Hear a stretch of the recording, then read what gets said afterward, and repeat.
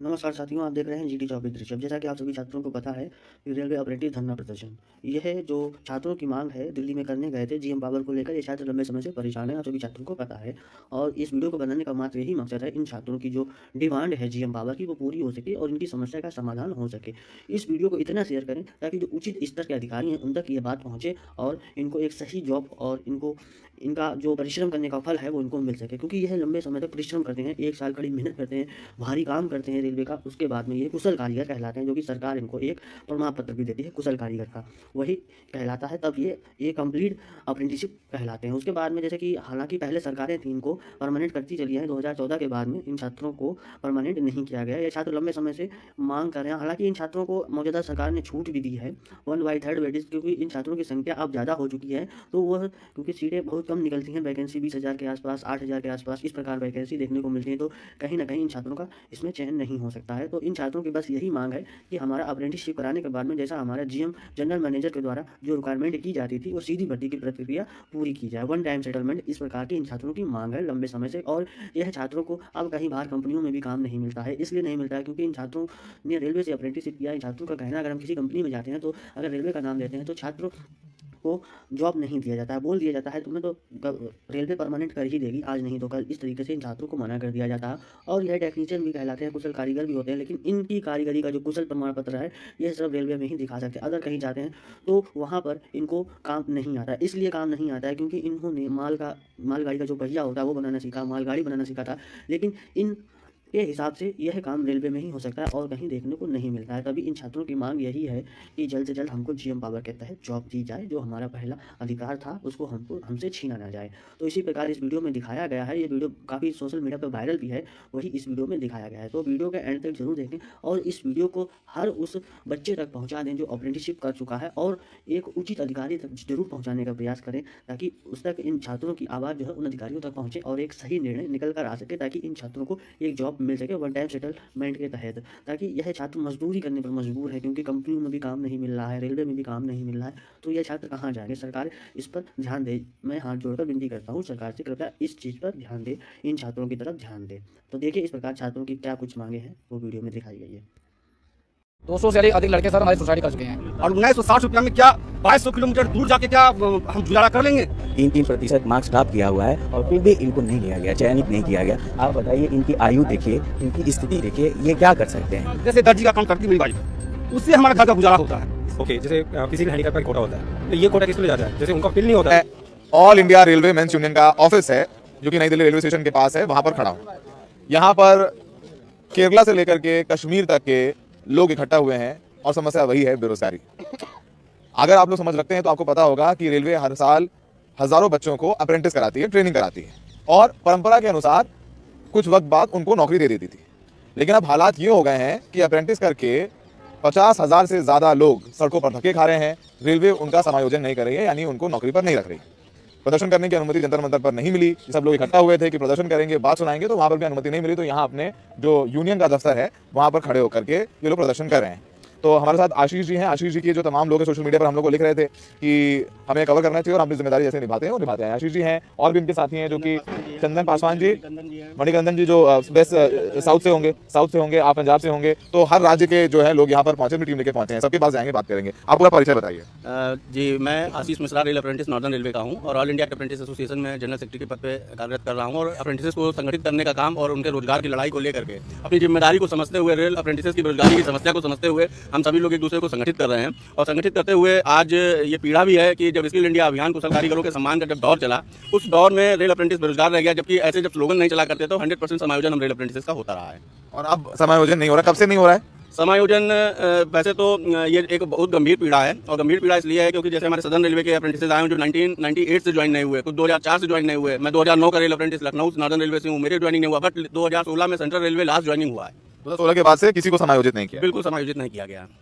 2016 से खाली घूम रहे हैं लोग। अच्छा, अप्रेंटिस अभी भी हो रही हैं? अप्रेंटिस पहले जो है अप्रेंटिस हुआ करती थी तो अप्रेंटिस का बैच निकलता था, 60 या 70 अप्रेंटिस की वैकेंसी जो है निकाली जाती थी, उन लोगों को ट्रेनिंग कराई जाती थी। अभी स्किल इंडिया अभियान के नाम पे हजारों अप्रेंटिस एक जोन में निकाली जाती है और वो लेबर की तरह काम करता है। काम करने के बाद उसको बेरोजगार कर दिया जाता है। लगभग अप्रेंटिस कितने दिन की होती है? अप्रेंटिस जो है नॉन टेक्निकल होती है वो 3 साल की होती है और जो ITI करके करता है उसको 1 साल की करनी है। आपने 3 साल की? जी, मैंने 3 साल की। 3 साल की उम्र में आप कितने, लगभग क्या उम्र रही होगी? 22 साल की उम्र हमारी थी उस समय। अब उसके बाद तो अब आप कुछ 22 साल तो वो उम्र 22 से 25 साल हो गए, 25 साल तो वो उम्र हो जाती है कि बाकी सरकारी नौकरियों में भी आवेदन नहीं कर सकते हैं, कम संभावनाएं हो जाती हैं। 22 साल की एक ऐसी उम्र होती है जब युवा अपना भविष्य ढूंढता है, और भविष्य ढूंढने में ज़्यादा जो सक्षम लोग नहीं होते हैं उन लोगों को एक माध्यम था कि रेलवे में अप्रेंटिसशिप कर लेते हैं। भारी काम होता है, और भारी काम करने के बाद में एक समायोजन की आस रहती थी, और समायोजन लोगों का हुआ भी। आज देश में कम से कम 86,000 रेल अप्रेंटिस समायोजित होकर रोजगार भी पाया है।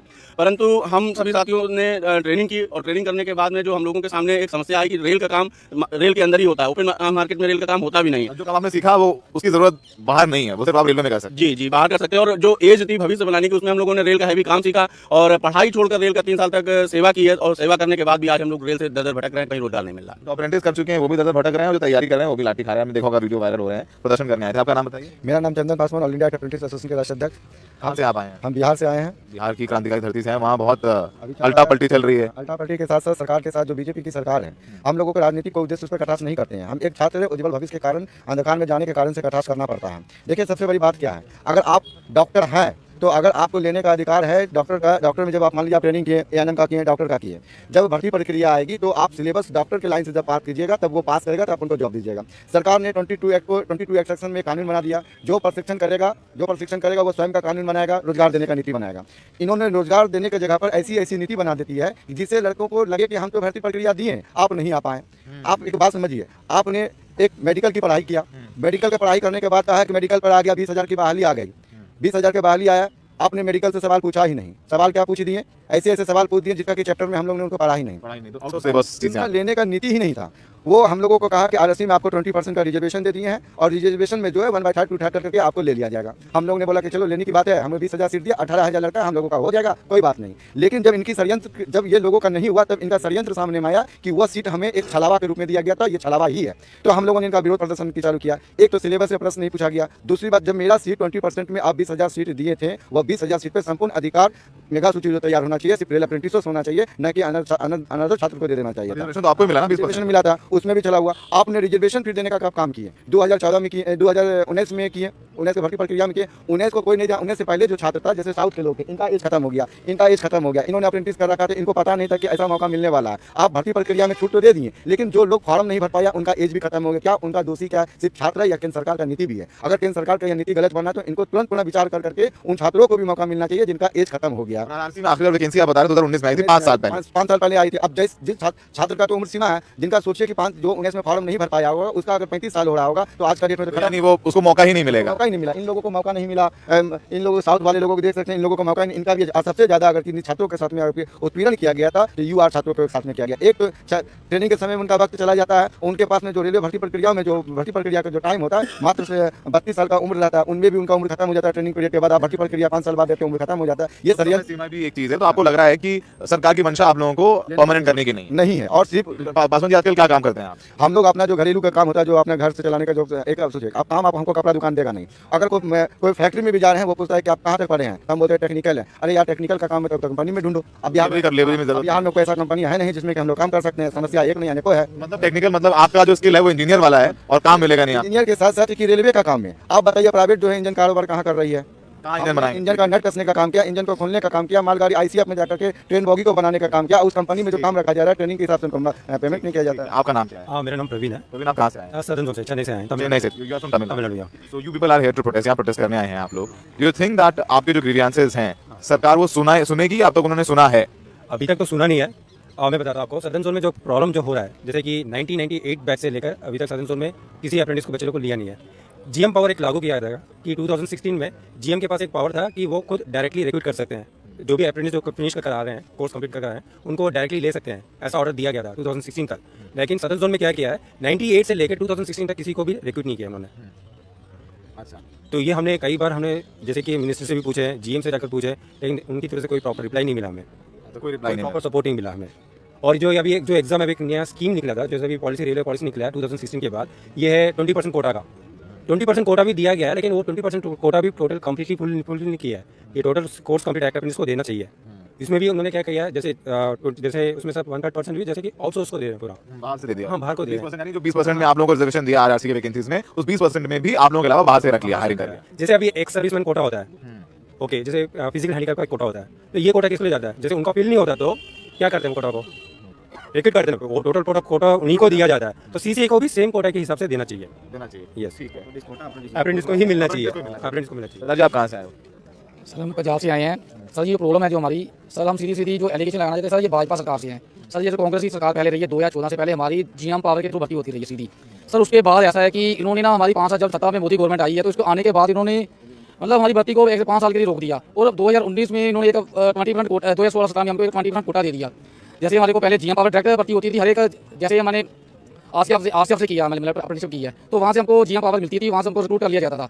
तो हर एक स्टेट में ऐसा ही था, मतलब हर एक जोन में। तो सर उसके बाद ऐसा हुआ कि लड़के जो हमारे जो कुछ है, मतलब सीधी सी बात है सर, कुछ मेंटली डिस्टर्ब भी हो गए हैं 5 साल से लेके तकरीबन हमारे 10-12 साल हो गए सर ये हम सीधा एलिगेशन भाजपा सरकार पे लगाते हैं। हम तो सर यही चाहते हैं, जो हमारे युवा साथी जो इस ऑडियो को सुन रहे हैं, जो छात्र है, बेरोजगार है, सर हम यही चाहते हैं कि इस सरकार को सत्ता से फेंक दिया जाए, उखाड़ फेंक दिया जाए। तो अब तक भी हमको कोई इस गवर्नमेंट से अभी तक भी कोई भी मतलब है नहीं, विश्वास नहीं है कि हमारी भर्ती को करेगा ये। अच्छा, अब आप क्या करते हो सरदार जी? अप्रेंटिस में तो आजकल क्या मैं 2012-13 में हमारे पास आउट हुआ हूँ, तो 11 तक हमारी भर्ती जीएम पावर हो रही है। तो उसके बाद हमारी बहुत ही गरीबी में जीवन है, व्यतीत हो रहा है। काम हम आपको क्या कर सकते हैं सर, जो भी मिलता हम करते हैं, सीधी सी बात है। तो हम कोई अच्छे घरों से तो है नहीं है सर, ये गरीब आदमी है, सब गरीब परिवारों से हैं, कोई अच्छा कोई अच्छे परिवारों से नहीं है सर। ये सब मतलब काम इंजीनियर का और जो है एक मतलब बताता हूँ, अभी जैसे अप्रेंटिस का जो काम कर रहे हैं हम लोग, अप्रेंटिस करते हैं, एक ट्रेन में जाते हैं, कोच में जाते हैं, वायरिंग सब करते हैं। ये वायरिंग सब कहाँ मिलेगा हमें, और कहीं कंपनी में मिलेगा? वो सर्टिफिकेट रखकर हम कहीं पर जॉब ही नहीं कर सकते बाहर जाकर। एक फॉर एग्जांपल मैं बेल कंपनी में गया था, बेल कंपनी में मैंने अपना सर्टिफिकेट दिखाया कि मैंने आईसीएस अप्रेंटिस किया, इंटरव्यू के गया था मैं, तो उन्होंने क्या बोला, आपको तो वहाँ पर जॉब मिल जाएगा, तो मैं यहाँ क्यों जॉब दूँ आपको मैं, तो मेरे को वहाँ पर रिजेक्ट कर दिया उन्होंने। तो वो सर्टिफिकेट का कुछ वैल्यू नहीं रहा बाहर। जो अप्रेंटिस किया है वह नौकरी रेलवे में ही कर सकते हैं आप लोग, बाकी बाहर कूड़ा है। हाँ वही है सर, हमारा 100% छीन के हमको 20% दे दिया गया है। पहले हमको 100% भर्ती होती थी, जितने अप्रेंटिस है सर सबके सब लग जाने थे जब हमारे पास जीएम पावर रहती। सर 20% हमारे को तोड़ दिया गया, 20% भी हमको पूरा नहीं दे रही। दीदी आप कहाँ से आई हो? बिहार से। क्या आपने कब किया था अप्रेंटिस?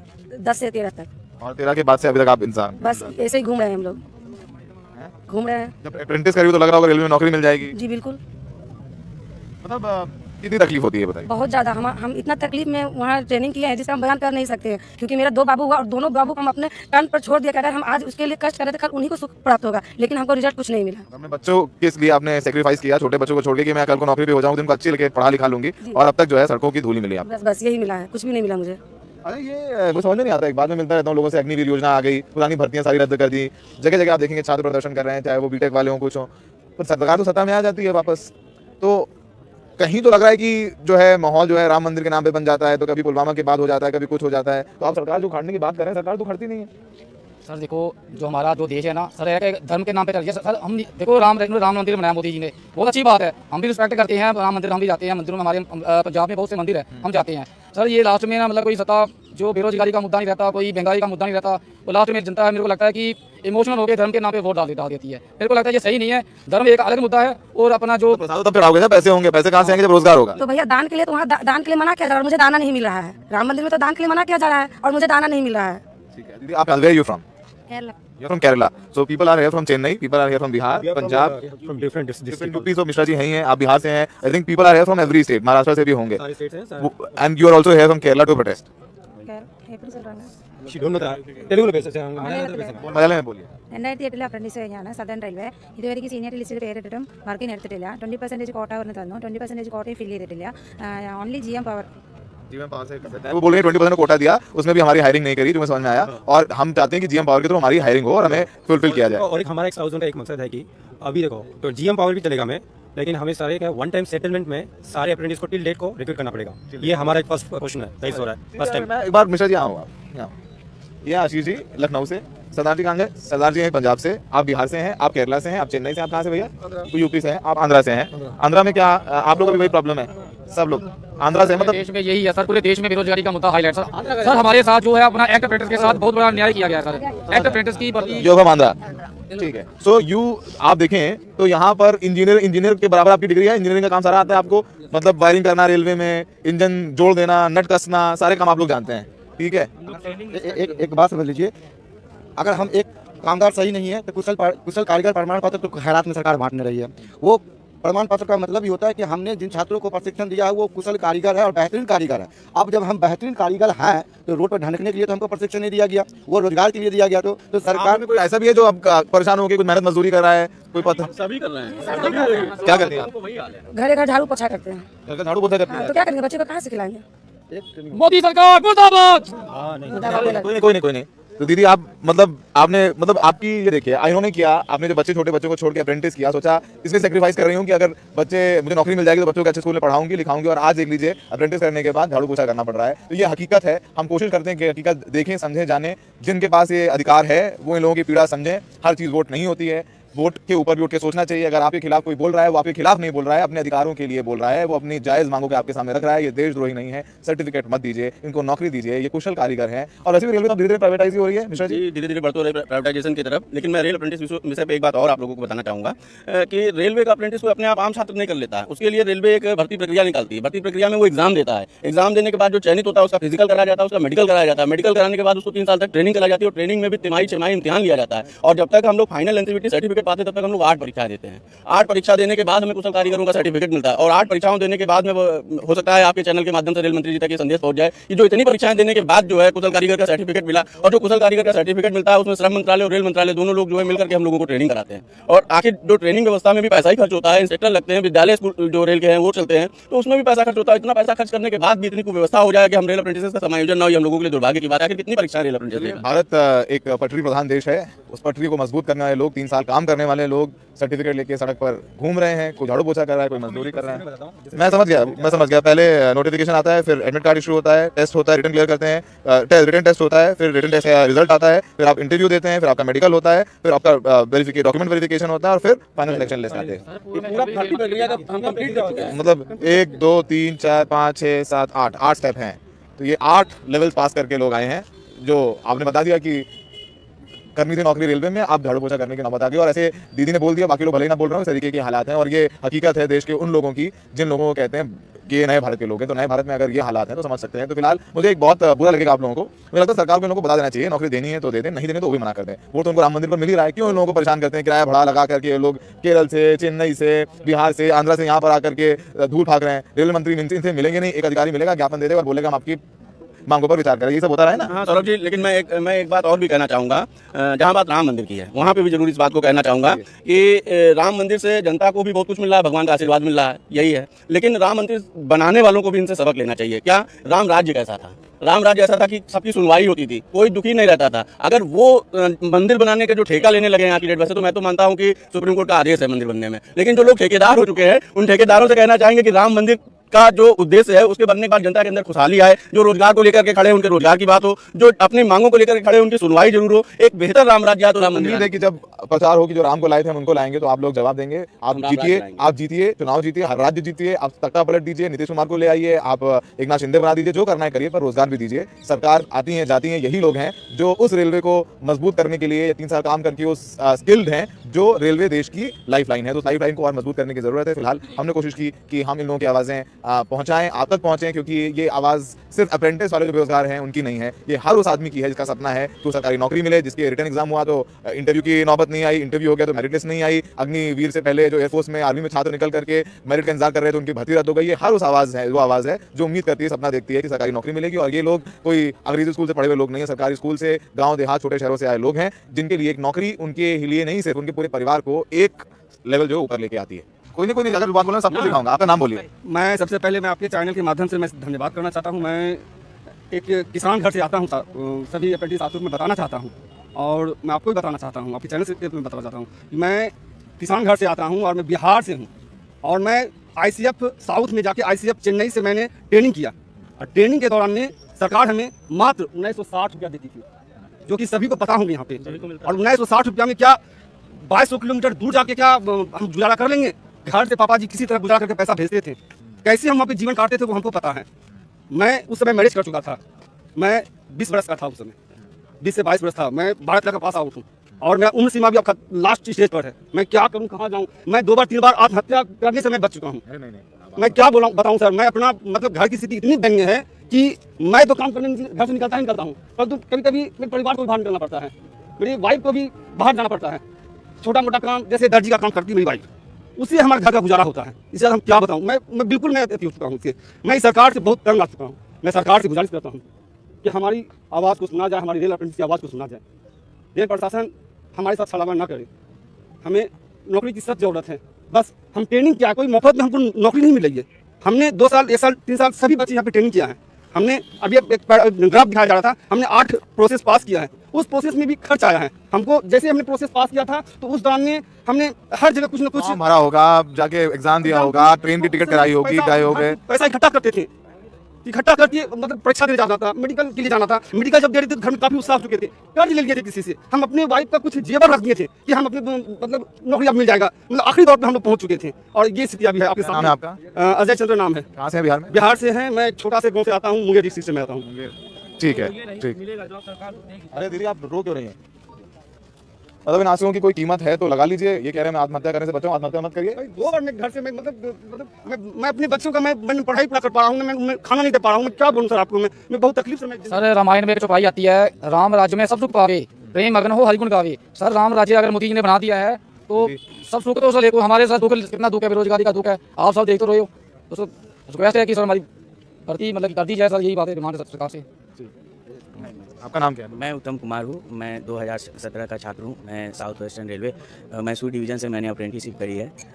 सरकार ने हम लोगों को 2017 में 20% का एक पॉलिसी बना के दिया था, तो उस पॉलिसी के तहत 2018 में भर्ती निकाली गई थी, जिसमें मैंने भी आवेदन किया था। जब मैं पास आउट हुआ और क्वालिफाई कर गया क्राइटेरिया, तो मुझे पता चला कि इस भर्ती प्रक्रिया में मैं आ ही नहीं रहा हूँ, क्योंकि उस भर्ती प्रक्रिया में 20% में दिव्यांग छात्रों को नहीं रखा गया था। अब बताइए कि मैं अपने घर से उतनी दूर जाके एक पाँव पे पाँव घसीट के 1 साल तक ट्रेनिंग कंप्लीट किया, मैंने भी सर्टिफिकेट प्राप्त किया और मुझे उसका अधिकार नहीं मिला। बताइए मैं क्या करूँ? आप क्या करते हैं आप? मैं कुछ नहीं करता सर, मैं बेरोजगार हूँ, मेरी आर्थिक हालत बहुत ख़राब है।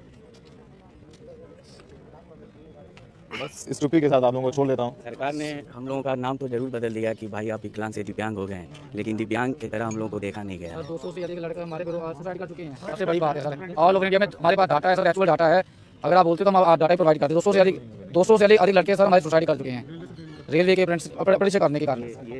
ये अभी 2019 वाली वैकेंसी में इन्होंने क्वालिफाई कर गया है, ये भी डिसेबल पर्सन है और इनको भी इस वैकेंसी के अंदर नहीं लिया गया, जबकि 20% का रिजर्वेशन कोटा दिया गया था। इन्होंने ये ऐसी कैटेगरी से बिलोंग करते हैं, 2% का रिलैक्सेशन आता है, 30% का कटअप गया था, इन्होंने 28.33% मार्क्स प्राप्त किया हुआ है और फिर भी इनको नहीं लिया गया, चयनित नहीं किया गया। आप बताइए, इनकी आयु देखिए, इनकी स्थिति देखिए, ये क्या कर सकते हैं? अगर इनको इन जैसे लोगों के लिए नहीं सोचा जाएगा तो फिर सरकार क्या कर रही है? ठीक है, क्यों ऐसी पॉलिसी क्यों बनाई जाती है? तो मैं चुप्पी के साथ छोड़ देता हूँ। सुन लीजिए, जब आप घर पे बैठे जब सुन रहे हो उन लोगों का दुख, ये आंसू देख रहे हो, ये लाचारी देख रहे हो और ये बेबसी देख रहे हो और ये तकलीफ दे रहे हो, देख रहे हो कि मैं अपने बच्चों को की फीस नहीं दे पा रहा हूँ, अच्छा खाने के लिए नहीं दे पा रहा हूँ। सोचिए, अगर आप एक पिता हैं तो सोचिए, आप एक माँ हैं तो सोचिए, और आप अगर एक दिव्यांग हैं तो सोचिए कि नाम बदल देने से, शहर का नाम बदल देने से, योजना का नाम बदल देने से हालात नहीं बदलते हैं। ये हालात हैं जो यहाँ पर इनको लेकर के आए हैं और ये वो लोग हैं जिनका कुछ लेना देना नहीं है। ये वोट भी दे देंगे, इनको नौकरी दे दीजिए और ये जय जयकार करके मोदी जी की वोट दे देंगे और इनको नौकरी दे दीजिए। यही निवेदन हमारा है और इन लोगों का भी। सरकार से कहीं कोई ये नहीं है कि सरकार जो